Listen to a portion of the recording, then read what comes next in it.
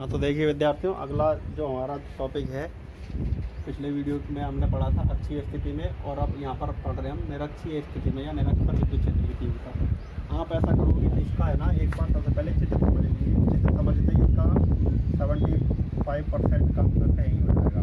ठीक है, जैसे देखिए आपके पास ये वाला जो आवेश है ये क्या है, ये तो आपने ले लिया -q आवेश ले लिया, और ये वाला जो आपने आवेश लिया है +q आवेश लिया है। इसकी जो डिस्टेंस है कितनी डिस्टेंस अब इसका जो मध्य बिंदु जो होता है, अब देखो अक्ष तो क्या होता है, अक्ष तो ये वाली रेखा तो अक्ष होती है। निरक्ष क्या होता है, ये हम पहले पढ़ चुके हैं। ये वाली जो रेखा जो होती है इसको हम कहते हैं निरक्ष रेखा। ठीक है, इस वाली रेखा को हम निरक्ष रेखा कहते हैं। अब मान लो कि इस निरक्ष रेखा पे यहाँ पर एक बिंदु है P, ये पॉइंट P है। अब इस पर हमको परिणामी विद्युत क्षेत्र ज्ञात करना है कि इन दोनों के कारण यहाँ पर विद्युत क्षेत्र का मान कितना होगा। तो अब हम ये मानते हैं कि मध्य बिंदु जो O जो होता है इससे कितनी दूरी है, ये हो गई स्मॉल r डिस्टेंस हो गई। अब देखो इस वाले पॉइंट पर माइनस के कारण जो विद्युत क्षेत्र होगा, माइनस के कारण विद्युत क्षेत्र हमेशा आवेश की तरफ होता है, प्लस के कारण जो विद्युत क्षेत्र होता है वो आवेश से दूर होता है। तो इसके कारण जो विद्युत क्षेत्र होगा ना, वो तो किस तरफ होगा, वो तो इसी तरफ होगा। ठीक है, इस तरह से इसकी जो डायरेक्शन होगी वो इस तरफ होगी। ये देखो तीर का चिन्ह कहाँ है, -q की तरफ है। ठीक है, लेकिन प्लस के कारण जो विद्युत क्षेत्र जो होगा उसकी जो दिशा होगी वो कहाँ पर हो जाएगी, इस तरह से हो जाएगी। ठीक है, ये इस तरह से हो गई, ये बाहर की तरफ हो गई। ठीक है, अब देखो एक बिंदु पर दो विद्युत क्षेत्र है ना, एक बिंदु पर दो विद्युत क्षेत्र हैं, तो अब इन दोनों का परिणामी निकालेंगे। तो ये तो E हो गया आपके पास, और ये हो गया E। अब इन दोनों का, अब ये सदिश मान ले लीजिए आप। अब इन दोनों का परिणामी ज्ञात करने के लिए क्या करेंगे, देखो आपको पता होना चाहिए कि जब दो राशियाँ जो होती हैं, दो सदिश राशियाँ, उनका परिणामी मान ज्ञात करने के लिए हम क्या करते हैं, सदिश योग के समांतर चतुर्भुज नियम का उपयोग करते हैं। अलग अलग नियम होते हैं, जैसे त्रिभुज नियम है और समांतर चतुर्भुज नियम है, बहुभुज नियम है। जैसी स्थिति होती है वैसा ही वहाँ पर उपयोग किया जाता है। अब देखो यहाँ पर क्या बनेगा, एक समांतर चतुर्भुज बन रहा है। देखो समांतर चतुर्भुज, या फिर आप इसको समचतुर्भुज भी कह सकते हो, इस प्रकार से बन रहा है ना, इसको मिला दिया। अब इसका जो विकर्ण है, देखो परिणामी मान जो होता है, जैसे मान लो ये दो सदिश हैं, एक ये हो गया और दूसरा ये हो गया, तो इन दोनों का परिणामी मान ज्ञात करने के लिए आप क्या करते हो, इसको इससे मिला दोगे। तो अब ये जो समांतर चतुर्भुज जो बना है, इसका जो विकर्ण जो होता है ये रिजल्टेंट वैल्यू को रिप्रेजेंट करता है। तो ये वाला जो मान है ये परिणामी मान हो गया, ये इसका विकर्ण हो गया। ये अब ये विकर्ण जो है ये किसको प्रदर्शित कर रहा है, ये वाला जो विकर्ण है EA और EB दोनों के परिणामी मान को दर्शा रहा है।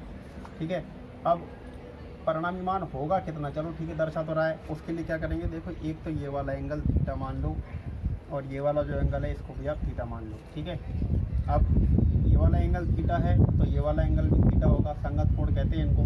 और ये वाला एंगल थीटा है तो ये वाला एंगल भी थीटा होगा। ठीक है, और इसको क्या कहते हैं, एकांतर कोण। सॉरी, देखो एक बार ये देखना, ये वाला एंगल थीटा है तो ये वाला थीटा होगा। इसको और इसको तो हम कहेंगे संगत कोण, और इसको कहेंगे हम एकांतर कोण। ठीक है, ये ध्यान रखना, ये वाला एंगल और ये वाला एंगल ये दोनों एकांतर कोण है, और ये ऊपर वाला एंगल और ये वाला एंगल दोनों संगत कोण है, लेकिन होंगे समान। अब देखो यहाँ पे अब एक बात का और देखो विशेष ध्यान रखना, जो आपने पहले जो पढ़ी थी वो मैं आपको बता देता हूँ। 11th क्लास का एक टॉपिक है, वो थोड़ा मैं आपको याद करा देता हूँ कि जो जैसे मान लो कि ये एक सदिश राशि है आपके पास, कोई कुछ भी हो सकता है, फोर्स है, इलेक्ट्रिक फील्ड है, मैग्नेटिक फील्ड है, कुछ भी है। ठीक है, और इस तरफ आपको पता करना है कि इसका इफेक्ट इस तरफ कितना होगा। सपोज दैट ये एंगल थीटा है, तो इस तरफ आप क्या लेते हो, इस तरफ कॉस घटक लेते हो। कॉस यानी जिधर एंगल होता है ना उस तरफ कॉस कंपोनेंट लिया जाता है, नीचे की तरफ साइन आ जाएगा 90 डिग्री पर। तो अब देखो ये वाला जो EA है और इससे एंगल कितना बन रहा है, थीटा, तो इसका इफेक्ट यहाँ पर जो पड़ेगा, इसका कितना प्रभाव यहाँ पे पड़ेगा, ये हो जाएगा EA cos थीटा। और इसी तरह से EB है, EB का भी इफेक्ट इसी तरफ पड़ेगा, कॉस कंपोनेंट का, कॉस वाले घटक का। तो ये कितना हो जाएगा, ये हो जाएगा EB cos थीटा। ये ध्यान रखना, जिस तरफ थीटा होता है ना, जिस तरफ थीटा होता है उसी तरफ हम कॉस वाला घटक लेते हैं। ठीक है, तो दोनों का थीटा इसी तरफ पड़ेगा, तो इसलिए इसी तरफ आ गया। अब देखो ये वाला तो ये चित्र हो गया। अब इसकी और इसकी जो लंबाई है P से लेके A तक और P से लेके B तक, ये वाली दूरी कितनी होगी, उसके लिए देखो ये R है और ये पूरी दूरी 2D है, तो आधी करोगे तो D हो जाएगी और D हो जाएगी। ठीक है, अब देखो आधा करना पड़ रहा है ना आपको, 2d का आधा तो d हो जाएगा, लेकिन अगर आप d लेते यहाँ से यहाँ तक की डिस्टेंस d लेते तो अब ये आधी दूरी कितनी होती, d/2 लेनी पड़ती, और फिर यहीं पर हमारे लिए प्रॉब्लम खड़ी हो जाती है, कैलकुलेशन इसकी बहुत भयानक हो जाती है। ठीक है, इसलिए हम क्या करते हैं, इसको डिस्टेंस को 2d लेते हैं। अब ये r हो गया और ये r हो गया, तो ये कितना हो जाएगा, ये हो जाएगा r² प्लस d² की पावर 1/2। ठीक है, बौद्धायन थ्योरम से, पाइथागोरस भी कहते हो आप इसे। और ये हो जाएगा r² प्लस d² की पावर 1/2। ठीक है, ये दोनों। अब इसमें ज़्यादा कुछ इस चित्र के अंदर है नहीं, आप एक बार स्क्रीनशॉट ले लीजिए इसका, कुछ समझ में नहीं आए तो एक नीचे कमेंट कर देना आप इसमें। ठीक है, तो बार समझा देंगे, आप एक बार इसका स्क्रीनशॉट ले लीजिए। अब देखो इस चित्र में मैं आपको दिशा भी समझा देता हूँ, वो यहीं पे जो लास्ट में मैं दिशा प्रदर्शित करूँगा। देखो एक बार, अब यहाँ पे इस पॉइंट P पर जो परिणामी विद्युत क्षेत्र होगा, जो रिजल्टेंट इलेक्ट्रिक फील्ड होगा, उसकी डायरेक्शन ये तो क्लियर हो चुकी है कि वो इस तरफ होगी। ये तो क्लियर हो गया है कि उसकी डायरेक्शन इधर होगी, इधर से और इधर। ठीक है, मतलब इधर से इधर होगी, इस डायरेक्शन में होगा।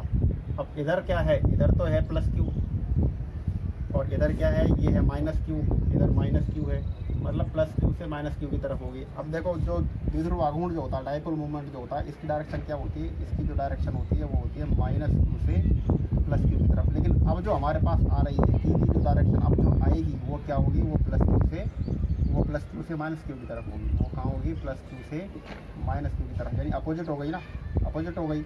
E की और P की डायरेक्शन अब अपोजिट आएंगी, इसलिए अंत में जो लास्ट में जो फॉर्मूला आएगा उसमें माइनस साइन भी आएगा। ठीक है, मतलब अब जो आप फॉर्मूला बनाओगे ना उसमें E और P की डायरेक्शन अपोजिट आएंगी। पिछला वाला जो टॉपिक था अक्षीय स्थिति, वहाँ पे E और P की दिशा समान थी। ठीक है, अब देखिए आगे।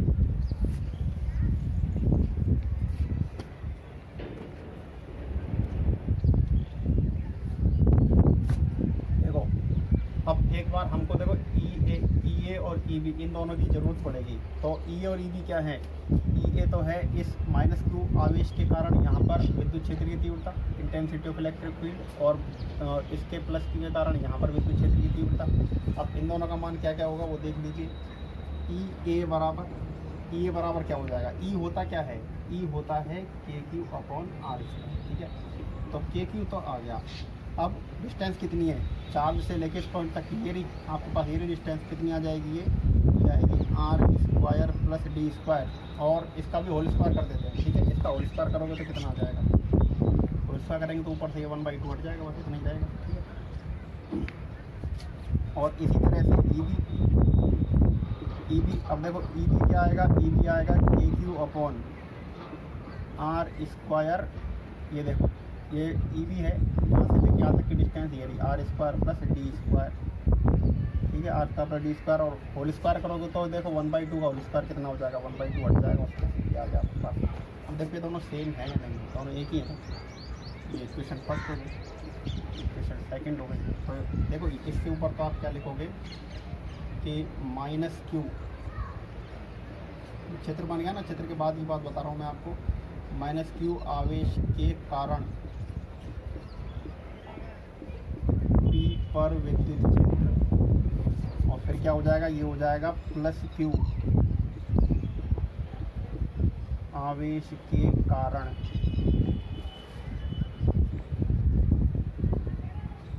P पर विद्युत क्षेत्र। ठीक है, अब ये दोनों इक्वेशन हो गई। अब देखो जब ये दोनों एक ही हैं तो अलग अलग लिखने की इनको क्या ज़रूरत है, तो हम क्या करते हैं, हम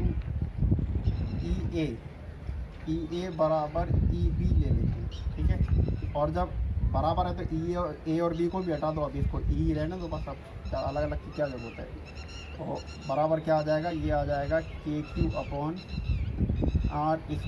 प्लस d²। ये आ जाएगा आपके पास इक्वेशन नंबर 3 हो गई। तो आगे जो हम यूज़ करेंगे ना वो इसका यूज़ करेंगे, हम यहाँ पर जो वैल्यूज़ रखेंगे वो इसकी वैल्यूज़ रखेंगे। ठीक है, आप नोट कर लीजिए इसको एक बार, फिर ये कोड क्लियर करके आगे काम करते हैं। हाँ देखिए, अब इसको आगे देखते हैं हम इसको, है ना। आगे क्या होगा, इसको ये डायग्राम देखो आपने बना लिया होगा ना, इनकी भी ज़रूरत नहीं है, केवल एक इसकी ज़रूरत पड़ेगी बस। हाँ तो देखिए, अब देखो हमें करना क्या है, जो आपने पॉइंट P लिया था ना, जो पॉइंट आपने P लिया था, देखो एक थोड़ा सा मैं यहाँ पे वो डायग्राम बना देता हूँ, है ना। ये जो यहाँ पर जो आपने ये पॉइंट पी लिया था ना, इसको रिजल्टेंट इलेक्ट्रिक फील्ड यानी परिणामी विद्युत क्षेत्र ज्ञात करें। तो हम क्या लिखेंगे, यहाँ पे हम लिखते हैं पॉइंट पी पर परिणामी विद्युत क्षेत्र, resultant electric field at point P. तो बिंदु पी पर परिणामी विद्युत क्षेत्र का मान कितना हो जाएगा, देखो उसके लिए फिर से आपको सदिश योग करना पड़ेगा। ठीक है, तो ई, अब देखो अब आप कहाँ ज्ञात कर रहे हो, निरक्ष पर ज्ञात कर रहे हो ना, तो अब आपको यहाँ पर लिखना पड़ेगा क्या, निरक्ष। और निरक्ष को हम क्या कहते हैं, इक्वेटोरियल लाइन कहते हैं। ठीक है, इक्वेटोरियल। और इक्वल टू क्या आ जाएगा, ये आपके पास आ जाएगा ए प्लस ए बी। ठीक है, ये आपने ले लिया, सदिश ले लिया इसका। अब ये जो सदिश लिया है, इन दोनों का मान जो आपने पीछे लिया था ना, वो कितना लिया था आपने, वो देखो ए cos थीटा और ई बी cos थीटा लिया था। ठीक है, उसको मैं यहाँ पे लिख रहा हूँ। ठीक है, ये तो जब सदिश है, सदिश लगा लो। अब ये इसके ऊपर से सदिश चिन्ह हटाओगे तो कितना आ जाएगा, ये ई इक्वेटोरियल या ई निरक्ष बराबर कितना आ जाएगा। अब देखो ई ए को आपने क्या लिखा था, ई ए cos थीटा, और इसको भी आपने क्या लिखा था, ये लिखा था ई बी cos थीटा लिखा था। और ई ए और ई बी तो इक्वल लिखे थे दोनों। ठीक है, तो ये क्या आ जाएगा, ई cos theta plus three cos theta बराबर कितना, 2e cos थीटा। ठीक है, ये आपको समझ में आना चाहिए। अब देखो कई बार क्या होता है, इसकी ज़रूरत भी नहीं होती है आपको। ठीक है, इसकी ज़रूरत नहीं होती, सीधे यहीं से स्टार्ट करते हैं। तो 2e cos थीटा आ जाएगा। अब देखो इनकी सबकी अलग अलग वैल्यू, ई की वैल्यू तो देखो ये रही आपके पास इक्वेशन नंबर 3 में, और cos थीटा की जो वैल्यू है वो आपको उस ट्रायंगल में देखनी पड़ेगी। देखो ये जो आपने बनाया था ना, इसको मैं एक बार यहाँ पे बना देता हूँ रफ में। यहाँ पे आपने क्या लिया था, ये पॉइंट ओ लिया था, ये आपने पी ले लिया और ये आपने बी ले लिया। ये एंगल है, ये एंगल कोई सा भी ले लो, ये डी हो जाएगा। और ये वाली डिस्टेंस कितनी थी, ये आर थी। तो अब ये वाली डिस्टेंस कितनी आ रही थी, ये वाली डिस्टेंस जो आ रही थी ना, ये कितनी आ रही थी, R square plus D square का होल स्क्वायर, सॉरी की पावर 1/2, ये आ रही थी आपके पास। तो कॉस क्या होता है, देखो पहले तो आप वो फॉर्मूला देखो क्या होता है, वो लाल बटे कक्का, और इसी को इंग्लिश में बोलते हैं तो क्या बोल देंगे पाकिस्तान भूखा प्यासा और हिंदुस्तान हरा भरा। ठीक है, तो राजनीतिक मतलब मत निकालना, आपको याद रखने के लिए बच्चे तो देखो कॉस क्या होता है, कॉस होता है आधार बटे कर्ण या फिर बेस अपॉन हाइपोटेनियस, कैसे भी लिख लो आप। तो कॉस जो होगा वो कितना आ जाएगा, ये आ जाएगा कॉस थीटा इक्वल टू आधार कितना है, बेस, ये रहा डी, नीचे कर्ण यानी हाइपोटेनियस कितना है, ये आ जाएगा R square plus D square, और इसकी पावर कितनी आ जाएगी, 1/2 आ जाएगी। ठीक है, और ई की वैल्यू तो ये है यहाँ पे इक्वेशन नंबर 3 में, या चाहो तो आप यहाँ पे लिख भी सकते हो। ठीक है, ई इक्वल टू क्या है, ये K Q upon R square plus D square. तो इसमें दोनों वैल्यू यहाँ पे रखो तो कितना आ जाएगा, ये आ जाएगा, देखो 2 तो ये है। ठीक है, और ई की वैल्यू ये आ गई आपके पास, K Q upon R square plus D square, R square plus D square. और ये जो कॉस थीटा है इसकी वैल्यू ये रही आपके पास, कितनी है, ये D upon R square plus D square की पावर 1/2। ठीक है, तो रफ वर्क इसका तो हटा दो, इसकी भी अब जरूरत नहीं है। अब देखो इसको हम सॉल्व कर लेते हैं, बस हो जाएगा हमारा काम। देखो कितना है, ये 2।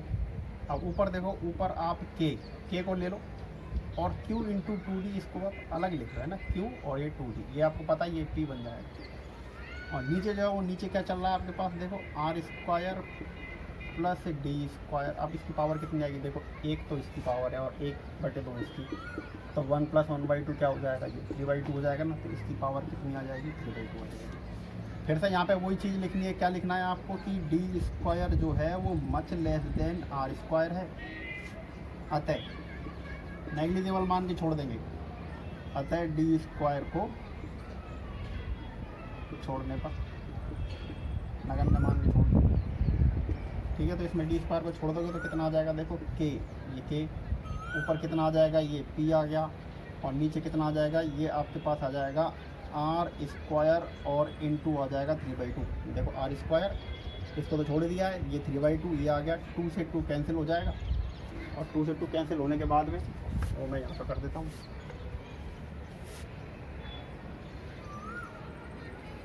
ये इसके साथ है, ये ध्यान रखना, इसके साथ में नोट करना उसको, ठीक है।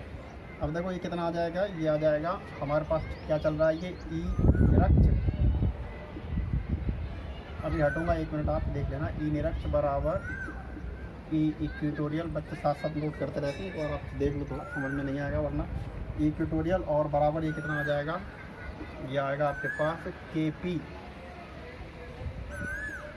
ये तो देखो के पी आ गया, और नीचे आर क्यूब रह जाएगा ये, तो ये कितना रह गया, ये यहाँ पे रह गया आर क्यूब। ये तो आदेश रूप में हो गया, ठीक है, आदेश रूप में हो गया। इक्वेशन नंबर कौन सी थी, 4 थी आई थिंक, वो देख लेना आप कौन सी, ठीक है। ये आपके पास आदेश रूप में। अब दिशा मैंने बताई थी कि यहाँ पर ई की डायरेक्शन और पी की डायरेक्शन अपोजिट होती है, ये पीछे देखा था आपने, ठीक है। तो ई निरक्ष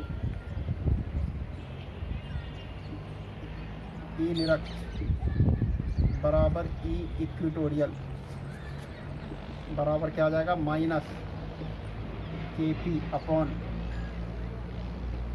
आर क्यूब, ये आएगा। ये माइनस इसकी वजह से आया है, ये ध्यान रखना, ठीक है, पी की वजह से आया माइनस ये, और इक्वेशन नंबर 5 हो गई, ये आप नोट कर लीजिए, स्क्रीनशॉट ले लीजिए इसका।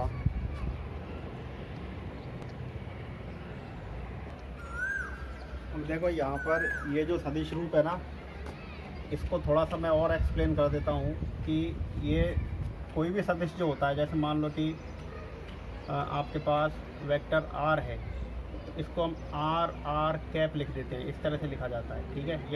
ये इसका परिमाण होता है, मैग्नीट्यूड होता है, और ये इसकी डायरेक्शन होती है। उसी तरह से ये p को हम क्या लिख देंगे, p बराबर आ जाएगा p कैप, ये भी लिख सकते हैं। तो इसको ध्यान रखना, जो माइनस जो साइन है वो किसका है, इसके साथ में है, तो k, और इसको आपने ये लिख दिया, p की जगह आप क्या लिखो, p कैप, और नीचे क्या चल रहा है, ये आर क्यूब, और यहाँ पर आ जाएगा माइनस के पी कैप, ठीक है। इस बात का ध्यान रखना कि ये जो सदिश रूप है, इसकी फॉर्म ये इस फॉर्म में भी कई ऑब्जेक्टिव क्वेश्चन में आती है कंफ्यूज करने के लिए आपको, ठीक है। प्लस होगा तब तो कोई प्रॉब्लम ही नहीं है कि ये भी प्लस है ये भी प्लस, वहाँ पे तो प्रॉब्लम है ही नहीं। लेकिन यहाँ पर ये ध्यान रखना, या तो आप पी के ऊपर वेक्टर साइन रखो, माइनस यहाँ रखो, और नहीं रखना है तो इस माइनस को इसके साथ में रखना। अब देखो ये तो चलो, ये सब कुछ तो आपने कर लिया होगा, ठीक है, ये आपके समझ में भी आ गया होगा। अब एक दूसरी बहुत ही महत्वपूर्ण बात है, वो आप देखिए, अक्ष और निरक्ष में संबंध क्या होता है, अक्षीय और निरक्ष की स्थिति में आखिर आपस में क्या संबंध है, वो भी एक बार देख लीजिए। देखो एक तो आपने लिखा, आपने क्या किया था पिछली वीडियो में, ई अक्ष या फिर एक्सियल कंडीशन में क्या पता किया था, 2kp अपॉन आर क्यूब, ठीक है। ये इसको तो हटाओ, इसकी जरूरत नहीं है। और निरक्ष पर क्या क्या किया आपने, ई निरक्ष बराबर आपने पता किया kp अपॉन आर क्यूब, ये आपने ज्ञात कर लिया। तो अब आप क्या करोगे, देखो एक बार आप कौन किसका दोगुना है, एक बार वो आप देख लो। ई अक्ष, कई विद्यार्थियों को कन्फ्यूजन होता है, सर 2 कहाँ मल्टीप्लाई करें, ई अक्ष और ये ई निरक्ष, ठीक है, ई अक्ष है, ई निरक्ष है। अब ई अक्ष का मान कितना है, ये रहा 2kp अपॉन आर क्यूब, और ई निरक्ष का मान कितना है, ये है kp अपॉन आर क्यूब, ठीक है। वैसे तो देखो स्पष्ट दिखाई दे रहा है कौन किसका दोगुना है, लेकिन यहाँ पर आप एक बार देख लो। अब अगर मान लो कि जैसे कांटा होता है, तराजू जो होता है तो बोलते हैं जिसमें, तो उसमें अगर आपको ये दोनों पलड़े जो होते हैं, दोनों तरफ बैलेंस बराबर करना है, तो क्या करोगे, यहाँ पे 2 है तो यहाँ पे भी 2 से मल्टीप्लाई कर दो। इसका मतलब यहाँ पर तो ऑलरेडी 2 है, तो यहाँ पे 2 से मल्टीप्लाई कर दो, तो हम क्या कह सकते हैं कि अक्ष जो होता है वो निरक्ष का दोगुना होता है। तो देखो ये अक्ष जो है वो क्या है, निरक्ष का दोगुना है, या फिर आप ये भी कह सकते हो कि निरक्ष जो है वो अक्ष का आधा होता है, ठीक है। इस संबंध को विशेष रूप से ध्यान रखना, और ये समझाने का तरीका जो मैंने बताया, इससे आपको अच्छी तरह समझ में आ जाएगा, ठीक है।